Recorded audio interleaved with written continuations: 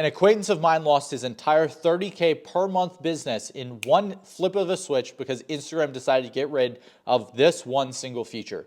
And this business was making him all of his livelihood. It was paying his rent. It was paying his employees' rent. It was making him a good bit of money. It was making him basically financially free, and he lost it all in one day. And so in this video, I'm going to show you how to mitigate that risk and how to get rid of the risk of building a one-legged stool.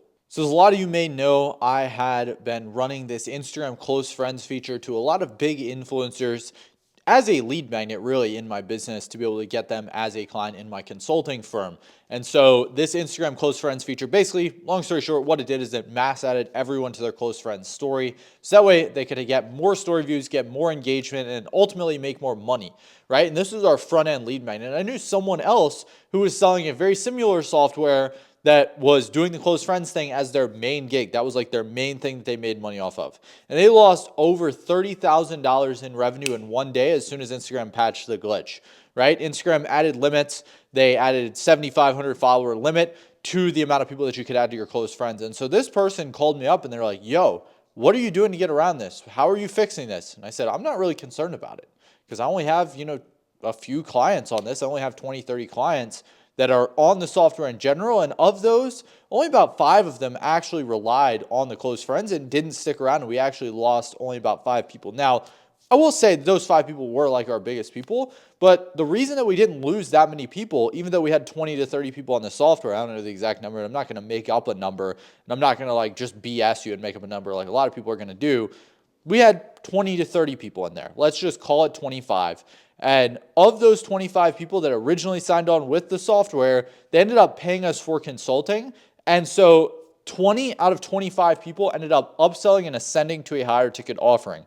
Now, why is that important? One, we're able to increase the AOV and the lifetime value of every single customer that we talk to, right? Every customer, instead of just paying us $250 a month or $500 a month for the software, depending on the size of the creators, instead of doing that, we're just paying us for consulting.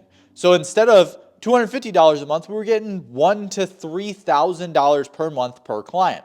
Now, why is this important? Well, we were able to decentralize the risk, right? You don't ever want to be building a one-legged stool in your business. This is a huge problem that I see so many people run into nowadays, is building what I call the one-legged stool. And that means that you are building your business on one foundation, right? It's not a solid foundation. It is one thing. And that one-legged stool is very, very scary. And this person, when they called me up, who had lost $30,000 in a day from this software, they had called me up and they were like very concerned.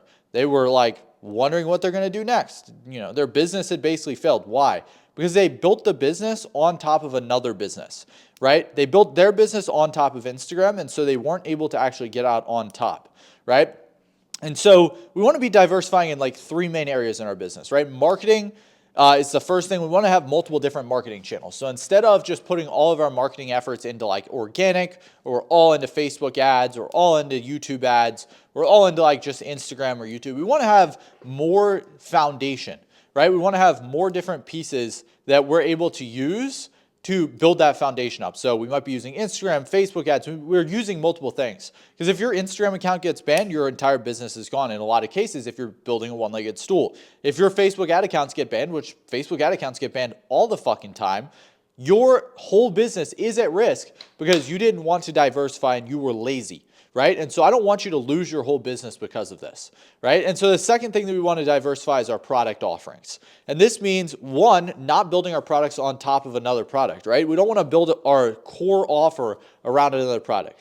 Meaning that you don't want to build a core offer around Instagram DMs or Instagram as a whole or social media as a whole or any other platform. You don't want to have any sort of things that rely on another platform to actually be able to make you money. You want to be able to make money off of your knowledge or your doing in something that is decentralized and doesn't have a lot of risk, right? Risk mitigation is something that a lot of beginner entrepreneurs don't look at, especially when it comes to the decentralization of their business. And so the second thing that we want to decentralize is our products. And the reason for that is we need to be able to make more money than just a low ticket product. A lot of people will try to build a low ticket product that's $27 and they don't have an ascension feature, right? And what I mean by an ascension feature is a high ticket or an upsell. You always want to have a high ticket offer, and then you also want to have a higher ticket offer as well, right? A lot of people will have a high ticket coaching business, but they're not actually doing higher ticket. They don't have anything to upsell. And so for a great example, in our consulting firm, whenever someone comes to us for consulting, not only are we sitting there and doing the consulting for them, but we're also doing other things to add extra value. One of those things that's an upsell is a in-house content agency build out. Right, we'll build out an in-house content agency, we'll place an editor, we'll place a video script writer, we'll place certain things inside of their business and place systems inside of their business. They're not at all reliant on any sort of product. Now, these things are reliant on our team members, and this is the third thing, the third pillar that I'm going to talk about that you don't want to build upon, right? If you build your whole business is super reliant on one person, especially if that one person is you, a lot of founders will do this. They'll build their entire business on one person, and that one person is you. It's the founder, the CEO of the business. Now, the problem with this is if you die, if something happens to you, what happens to your business? What happens to your legacy? What happens to all of your employees? It's gone, right? So the way that we can mitigate this risk is one, by having multiple people who are responsible for tasks, and then two, just automating the tasks that don't need to be done by humans. Automation is a lot more reliable and oftentimes a lot less sophisticated than bringing in a person to do a job. And so if we can automate a job or basically SOP that whole job, that's where you really build enterprise value in your business and something that you can eventually sell.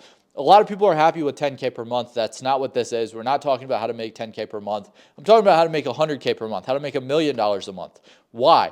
Because that is where the real money is. It doesn't even make sense to run a business at 10K per month in revenue at least, because you aren't really making that much money. At 10K a month in revenue, I was maybe bringing in 6K a month in profit, and that was with a consulting offer, an info offer, which is known to be one of the highest profit businesses.